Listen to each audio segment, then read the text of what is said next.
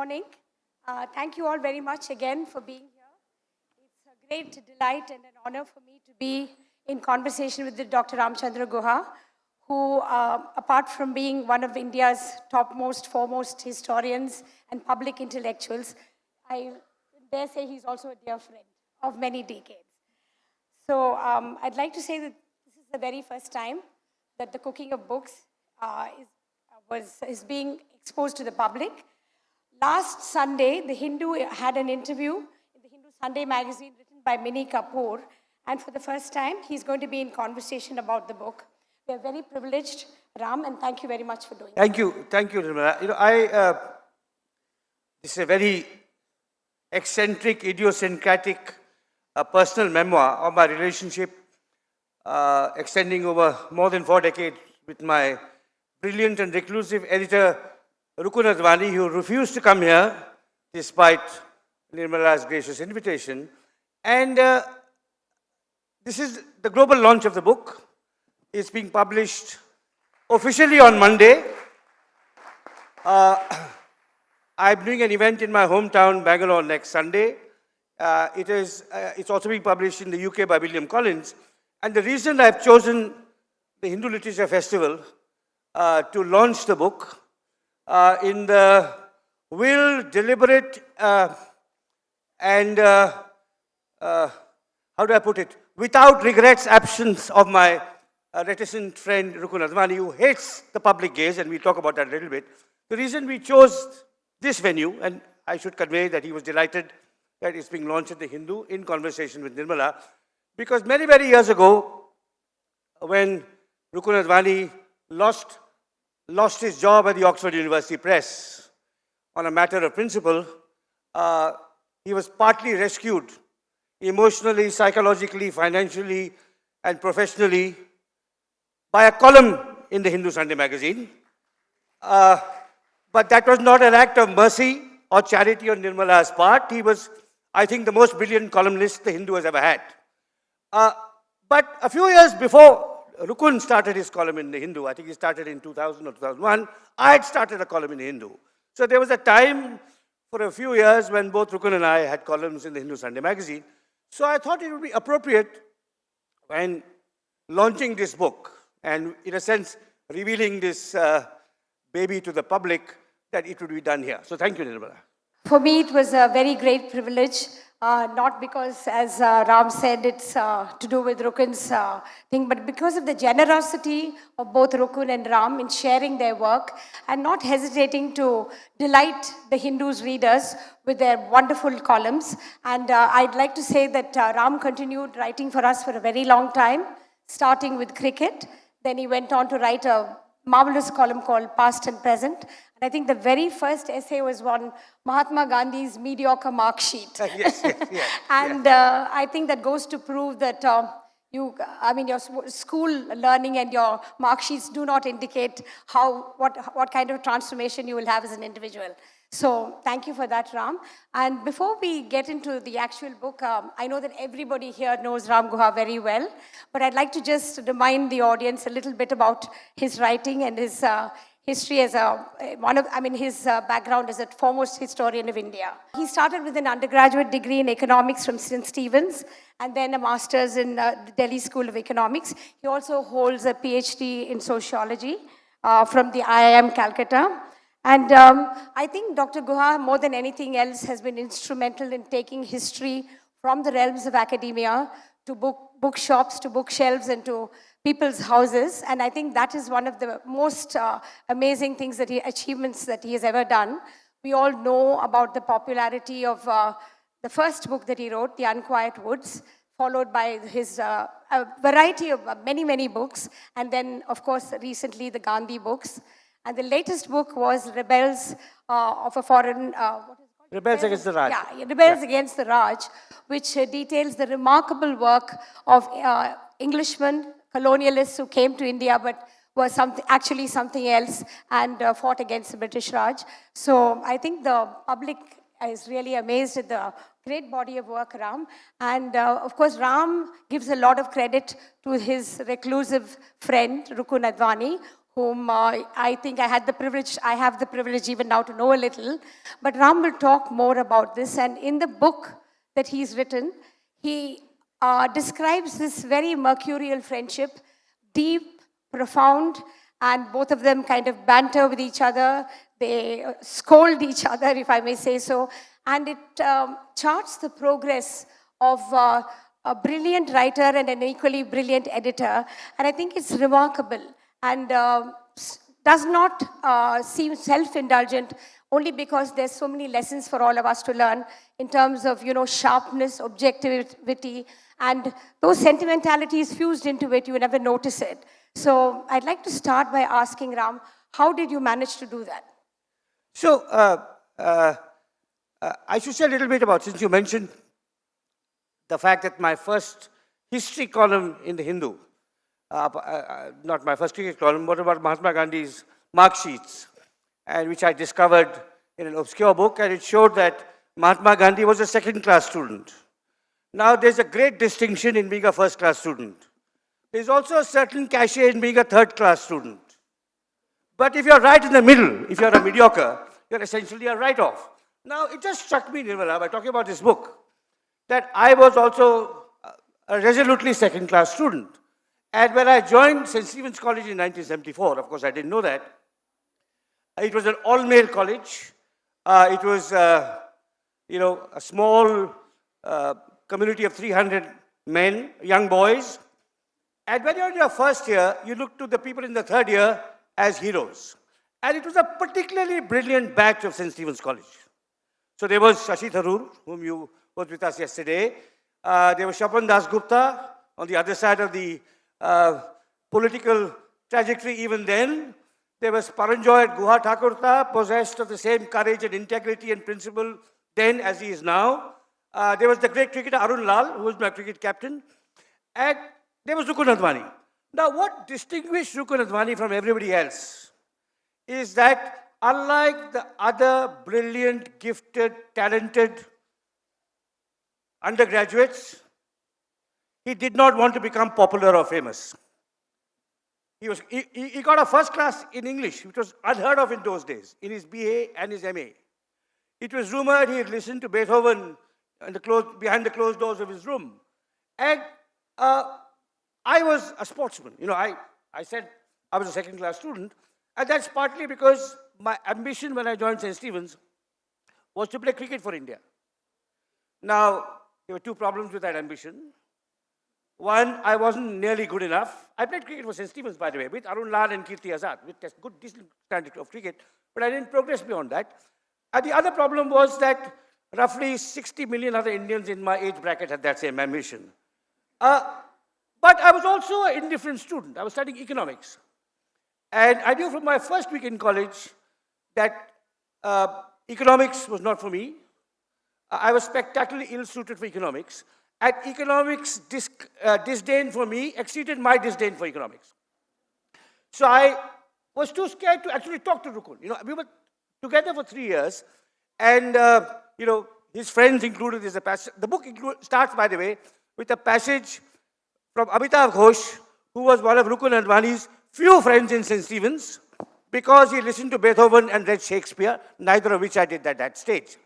And it was, in college, he had the absolute contempt for me. And it's much later, through a series of accidents that the book describes, that we discovered one another, that he became my first editor, that he reshaped my writing career, that we became intimate personal friends. And in the course of this journey, as I became, shall we say, better known, more visible, more ready to engage in public debate, in public controversy, he withdrew further and further into himself. And so this is a book constructed entirely around letters. There are few accounts of meetings, but it's a 40-year friendship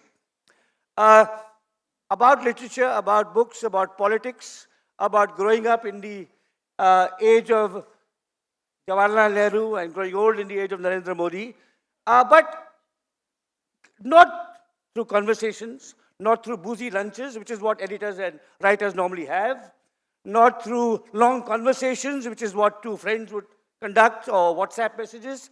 It's through letters.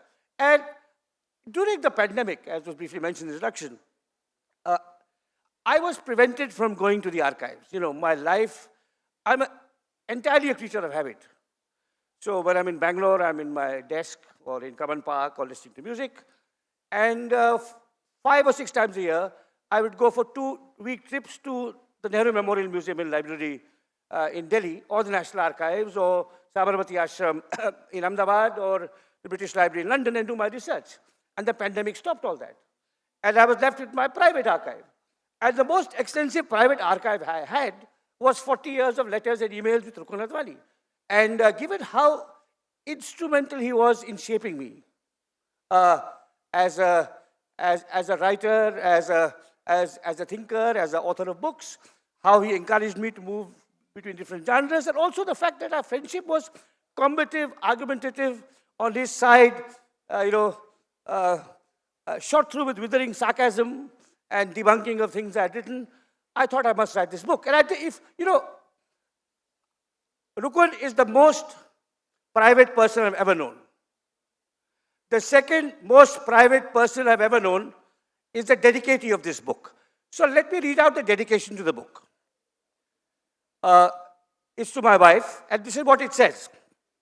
For Sujata, my second best editor. And Rukun was delighted. He said, I am not there on the page, and yet I'm there on the page. So that's the kind of friendship that we have. It's not only banter. St. Stephen's College has a just reputation for being superficial, witty, arrogant, guys making puns and alliterations all the time. And dare I say it, in this literary festival, you've had several examples of that kind of Stephanian. And Rukun and me are guilty of that too. But there's something else. There's a deep emotional bond forged through the kind of exchange between friends that is altogether rare and almost extinct nowadays. The other thing I would say is that this book went through many, many drafts. It's the shortest book I've written. It's the most personal, the shortest, and the one that went through the most drafts. My Elwyn biography, which Rukun made, and many of whose lines are Rukun's appearing under my name, went through 6 drafts. This went through 8 or 9, because I was very conscious that I must not appear self-indulgent. Of course, I had the help of wonderful editors. 14 people are thanked in this book, including a gentleman sitting in the front row, who is, a distinguished scholar of this city and this country. But it's really an author paying tribute to his reclusive editor. And it's a story of friendship, it's a story of books. But normally it's editors who write about authors. So, there's a lovely book, some of you would have read it, by Diana Athil, called Stet, which she was an editor with Andre Deutsch, and she talks about what working with V.S. Naipaul was like, or working with Jean Rhys was like. Roberto Calasso, the great Italian editor, has written a book about, the writers he worked with.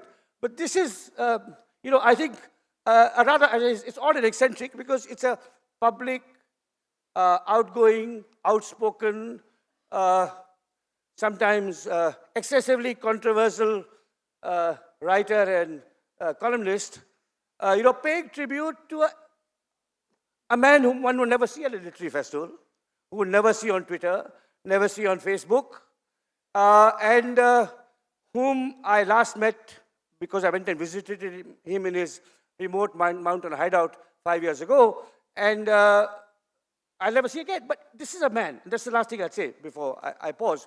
This is a man who has made not just me, but at least 50 or 60 sociologists, historians, and writers on India. He is the person who edited, I'll give you some names. He is the person who edited, by which I mean reshaped, restructured, rewrote, not just my books, but the books of Rabindranath Thapar, Partho Chatterjee, Nainjot Lahiri, Upinder Singh, Jean Drèze, A.R. Venkatachalapati, and countless other people. And the entire subaltern studies school, the most influential school of historiography produced in the modern world in any country. Every volume was edited by Rukun Advani. And I can tell you that before they were reshaped by him, because he truly is an extraordinary editor. I mean, I worked with editors around the world. Rukun Advani was a brilliant student of Delhi University, did a PhD in Cambridge. So he has a serious intellectual background and rigorous training. He's also a wonderful line editor.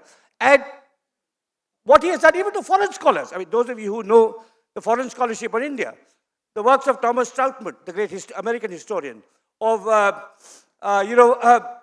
Chris Bailey, the great British historian of India, Japanese historians, Dutch anthropologist Jean Bremen. So what Rukun Advani has done to illuminate the history, sociology, politics, economics of our country, no one else has. A single man, and no one knows about him, because he is so remarkably self-effacing. And though this book doesn't really talk about that side of all else that he's contributed, it's about him and me, what I owe to him. I mean, without him, I would not have published my first book. Without him, I would not have become a historian of cricket. Without him, I would not have become a biographer. Without him, I would not have become an essayist. And I thought I must, given this vast archive of letters that I had, write an account which is not really about me, but about him. Thank you very much. That was wonderful. Very interesting glimpse into the man through the epistolary history that you both shared. But I wanted to know, during conversations and your direct interactions with him, did you get a sense of all this, or did he always sort of keep it under his hat, the brilliance? You know that Amitav Ghosh's first paragraph, if you can care to read from that, Ram, where even as a college student, he established that mysterious thing. He was not a normal ragger of students, but he did something else, and I'd like Ram to read that. So this is this is how the book starts. I mean, there's a long preface explaining how I wrote the book. This is how the book starts. In July 1973, a Bengali boy named Amitav Ghosh joined St. Stephen's College in Delhi, hoping to take an honors degree in history. Like every other freshman, he was nervous about the first few weeks in college, when one was ragged, shorthand for being verbally harassed, harangued, interrogated, and intimidated by those who had already spent a year or more in college. 25 years later, by now an established novelist, Amitav Ghosh began an essay on his time in St. Stephen's with this paragraph, and I quote. This is Ghosh recalling his first days as an undergraduate at St. Stephen's. The year I joined college, 1973, the word among us freshers was that the most terrifying ragger in college lived in Rudra Court, which is one of the college hostels, in room L5. He was terrifying because he wasn't the usual kind of bullying, bellowing senior who would ask you to do 10 push-ups or run around the ground or whatever. No, he was to them as the panther is to the elephant, the scimitar to the war club, the rapier to the broadsword. He was bearded, they said, and soft-spoken, so stealthy that you never sensed his presence until he had you square in his sights. Then Amitav goes on to say he escaped this fearful bearded senior for a fortnight, and then he was nabbed while trying to escape, and the bearded legend caught hold of me and took me to his room and asked me what are my interests. I like classical music, answered Amitav. You do, said the legend. Put on a record on the turntable and said, identify the composer and composition. Now, there were 3 tests of which Amitav passed 2. I would have passed none. And more or less, no one else in the college would have passed any of those tests. But Amitav and Rukun became close friends. And Amitav then later on goes on to say that it was Rukun who identified the potential in him, got him his first job in the Indian Express, and launched him on his literary career. Now, unfortunately, I was not in, or fortunately, I was never ragged by Rukun because I would not have known what to answer about books and music. All those interests came later. And I met him, if I may, maybe Nima, maybe I'll talk about my first meeting with Rukun. If you just give me a minute, I'll just find the page. 1 second, give me just 1 second. While he's looking for it, let me tell you that the book is divided into some charming sections. Yeah. One says, and the one that he's referring to is called Finding One Another. Yeah, so that's how we found one another. So essentially, from St. Stephen's, where he was a brilliant scholar and I was a scruffy sportsman, he went on to Cambridge to do a PhD. And I, purely through accident, discovered the works were very relevant. And after an MA in economics, I started a PhD in sociology. And when my teachers at the Delhi School of Economics learned I had switched subjects, one of them sent the other.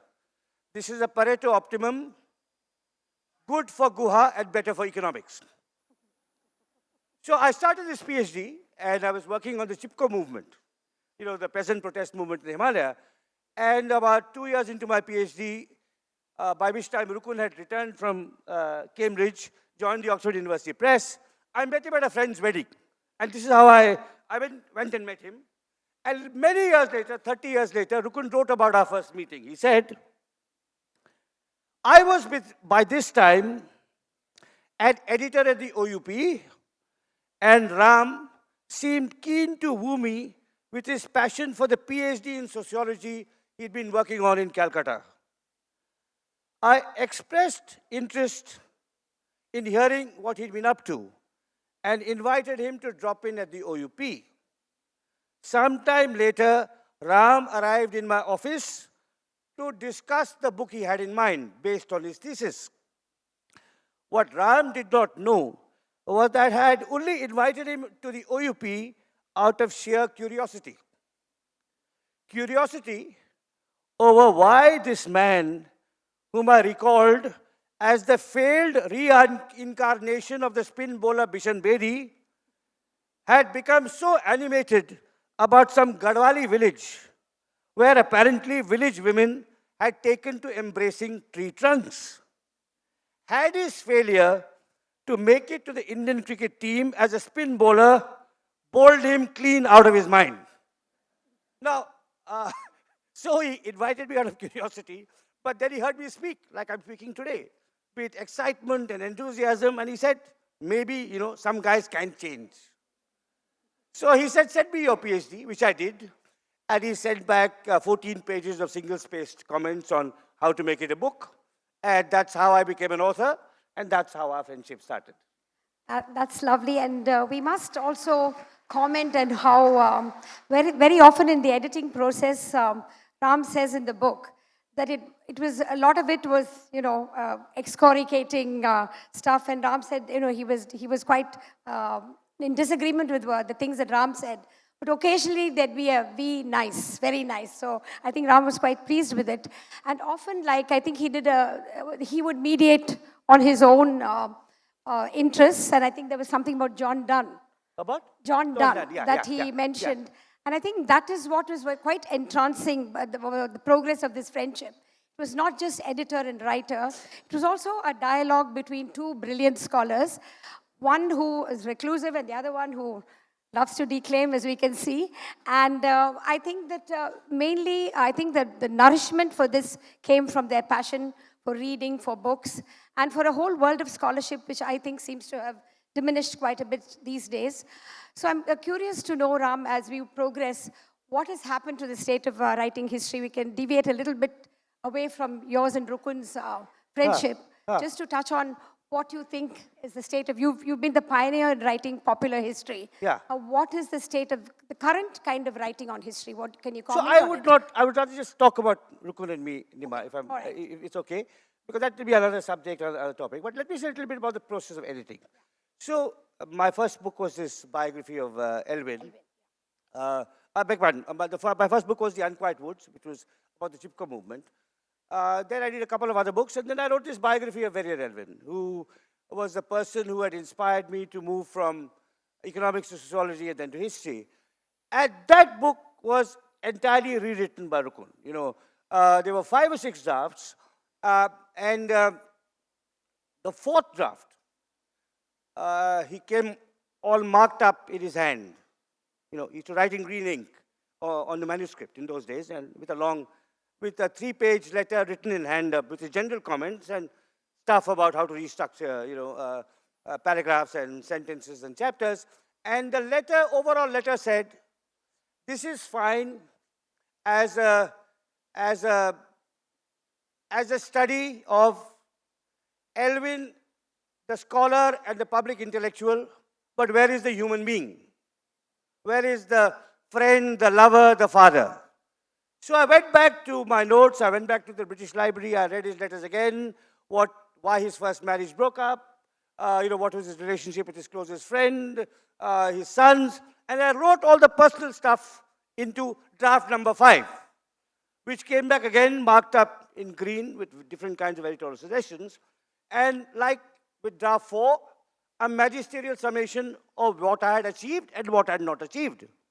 At this time, the summation ended with the line, this draft works fine as an account of Elvin, the friend, the son, the lover, the father, but where is the scholar and the intellectual?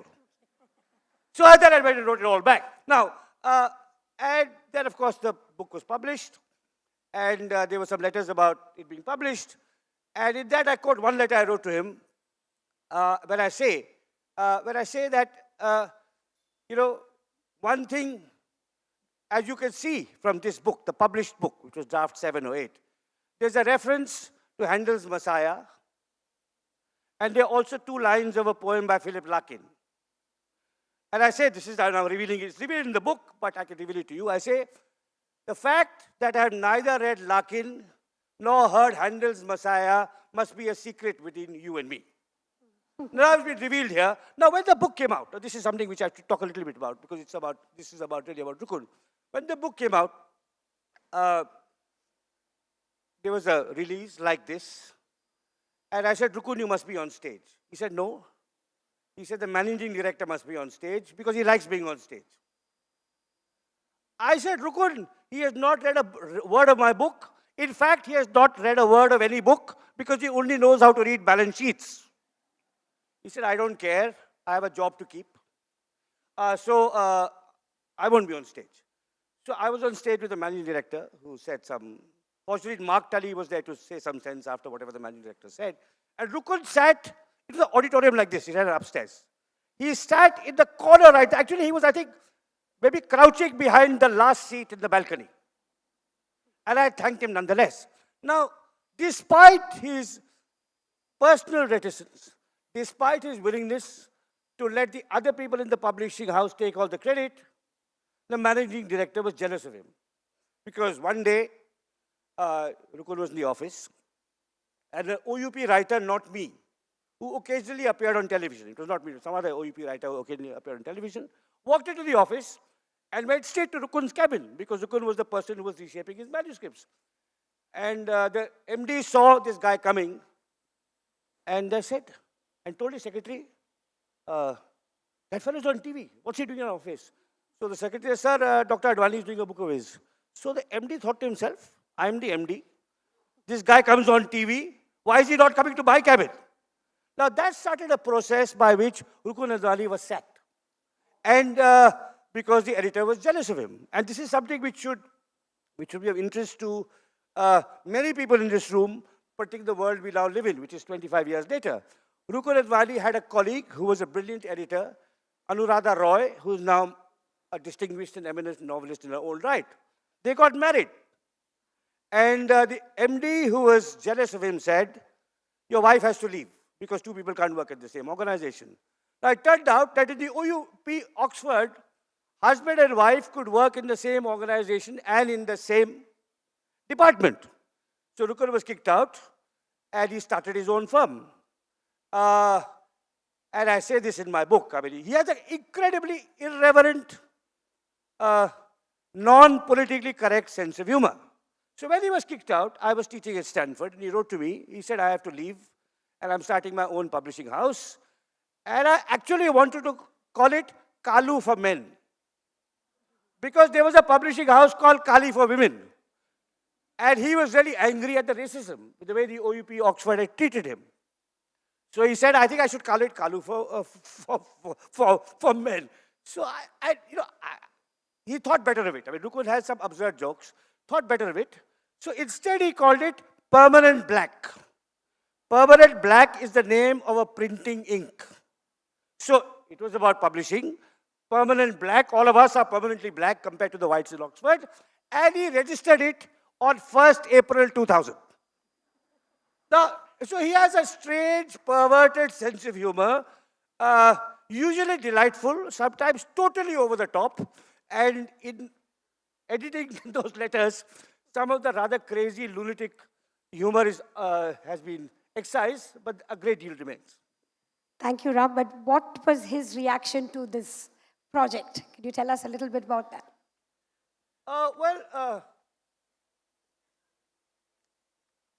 What was his reaction to the project? I wrote it. I first wrote it a chapter, then it became a book. He was all right. He didn't edit it very much.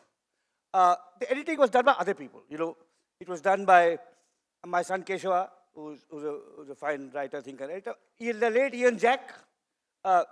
Venkatachalapati was in the front row, Nirja Jayal, another editor, another author who's worked with Rukun and is a friend of mine, like Chalapati, and 14 others. So there are 15. Our teacher, Brijraj Singh, who was in St. Stephen's, he didn't edit it very much. He gave the odd comment. He did say, very sweetly, that this is the longest thank you note anyone has ever written to anyone. Which I think is kind of only partly true. I should also say that we had to, for various reasons, redact quite a few names in this book.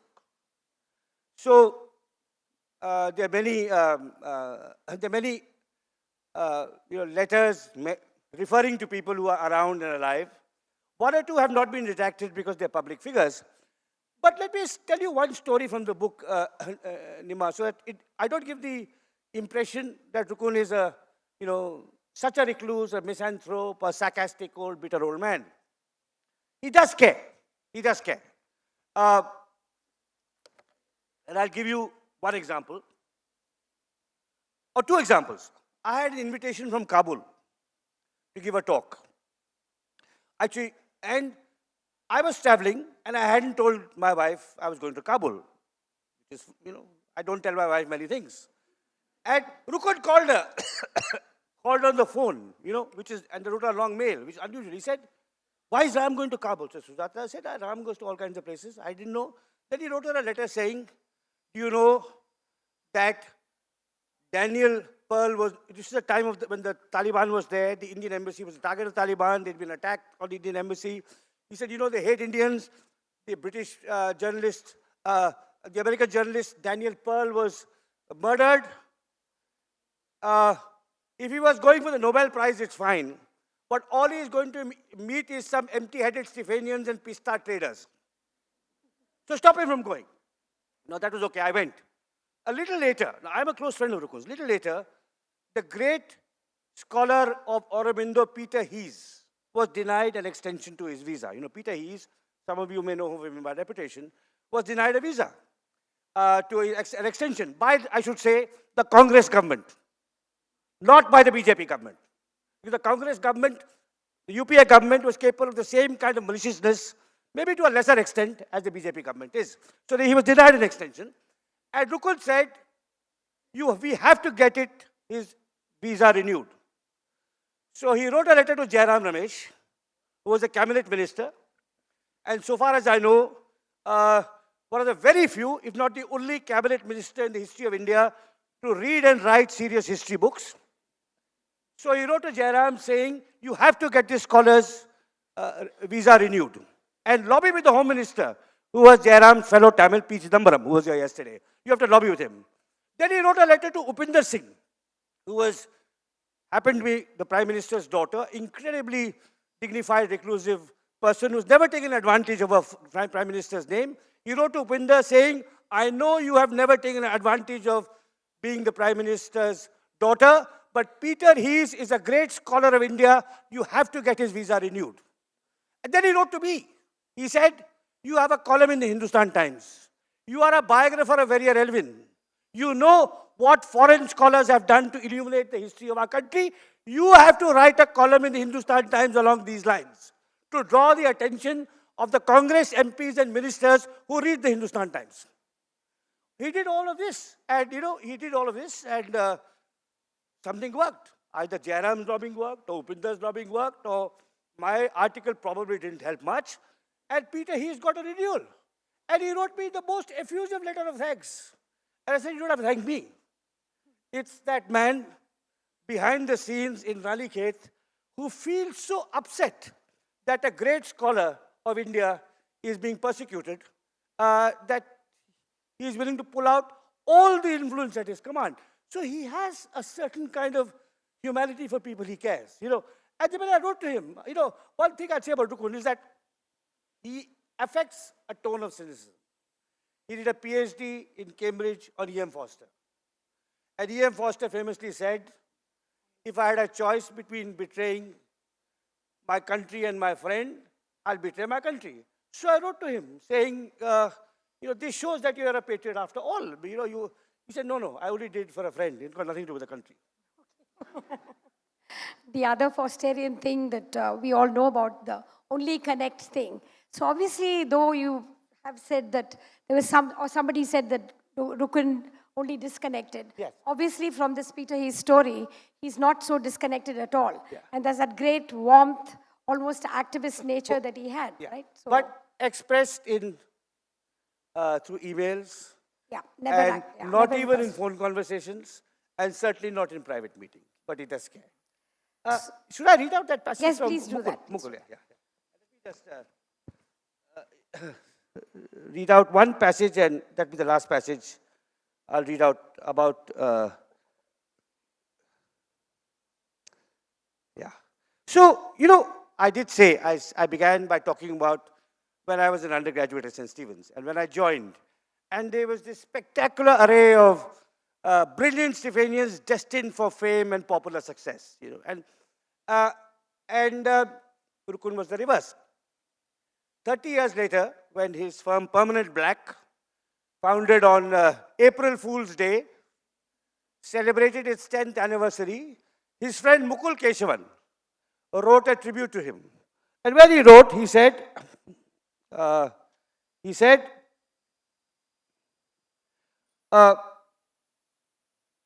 me read out the previous paragraph and then the next paragraph, because it'll give a better sense of who Rukun is. Shashi Tharoor and Rukun Advani were exact contemporaries at St. Stephen's.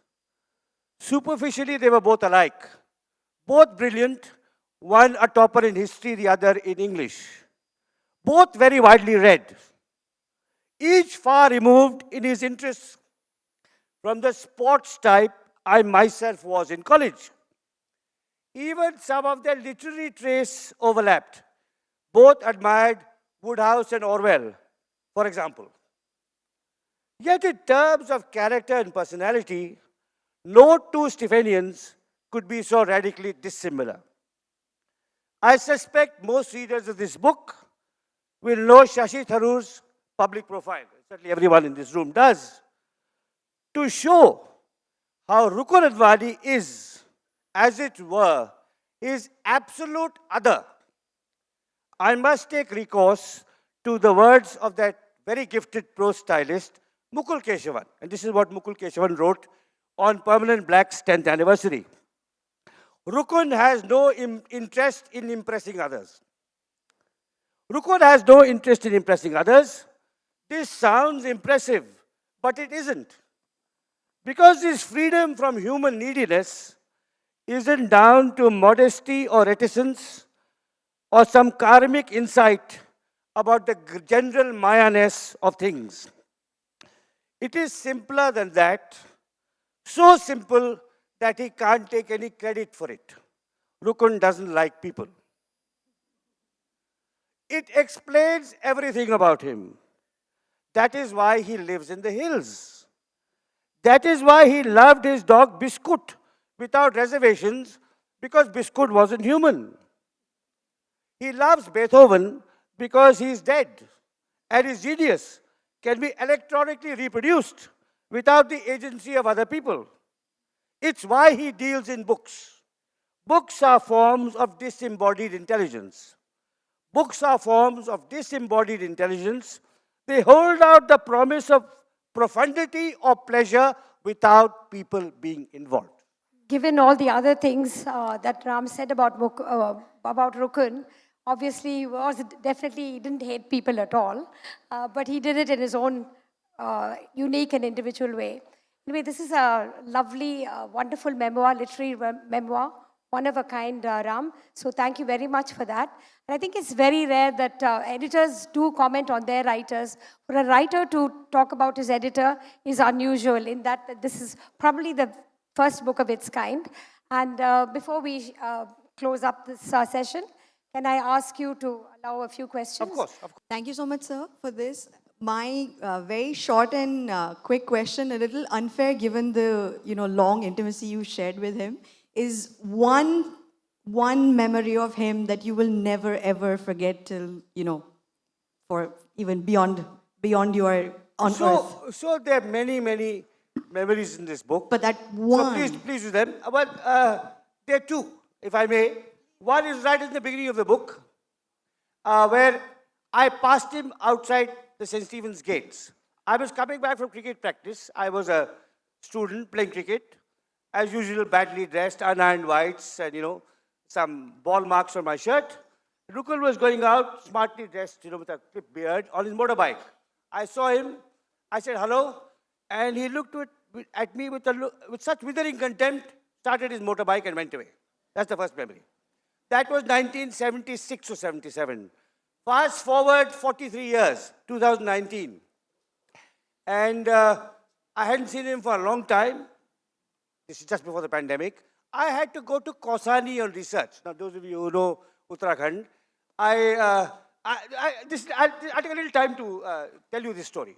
So I stopped in Nainital, where the great historian of Uttarakhand, Shekhar Pathak, lives. And Shekhar Pathak is one of the few people Rukun has befriended, because he's an extraordinary historian of the hills, and Rukun published his magisterial history of the Chipko movement. So I was at Nainital, and I told Shekhar I'm going to Ranikhet on my way to Kausani. Ranikhet is halfway, and Rukun has agreed to give me lunch. So Shekhar said, I was there last month. Shekhar spoke in Hindi, and there's a sentence of Hindi which, with the permission of the Dravidian movement, I will speak but also translate, because I respect those sentiments. All right. So he said I was there last month. I saw Rukun, and then he said, "Jitna uska kutta bhonkta hai, utna wo chup hai." As much as his dog barks, he's quiet. And he chatted about this. And I went to see Rukun, and we had lunch. And then he walked me back to my car, because I was driving another 4 hours into the interior of Kumaon.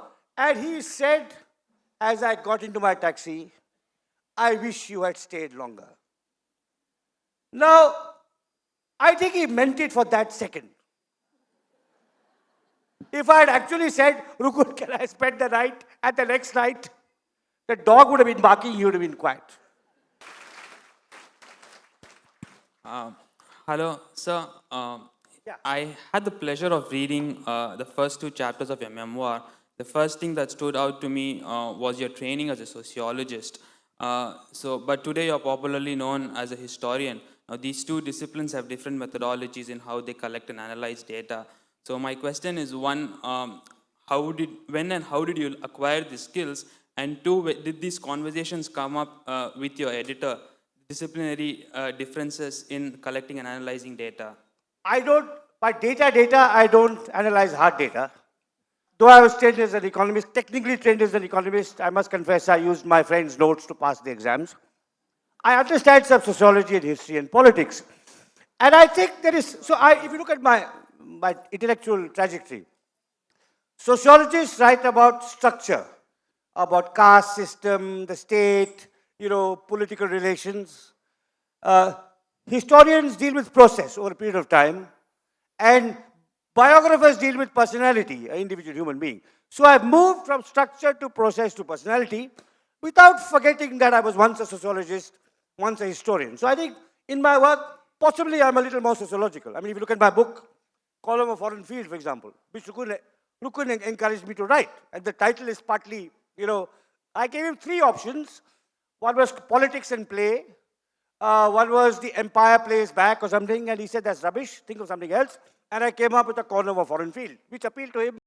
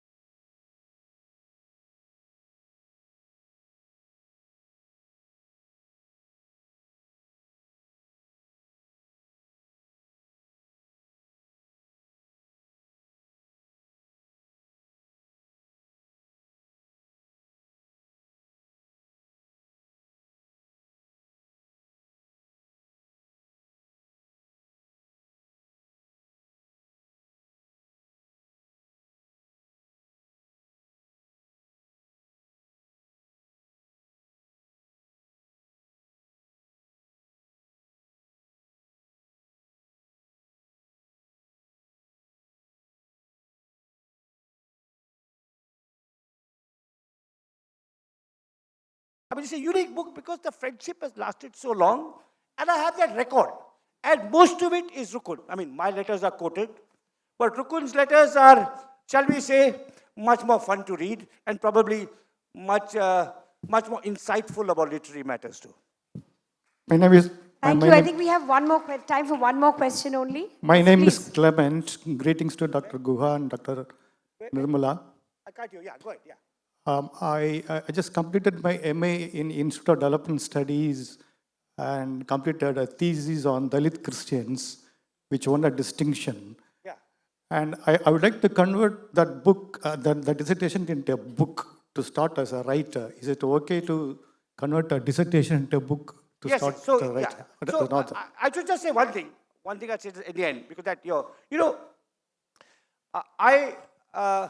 of course you should. The problem tragically today is that academic publishing has declined. The OUP is gone. But you should certainly write articles based on it in scholarly journals. And once you have those, you can show them to a publisher. But one of the things I've tried to do is, many years ago, Nandan Nilekani and I started the New India Foundation. And we've now published 33 books. And in a sense, Rukun's name is in none of them.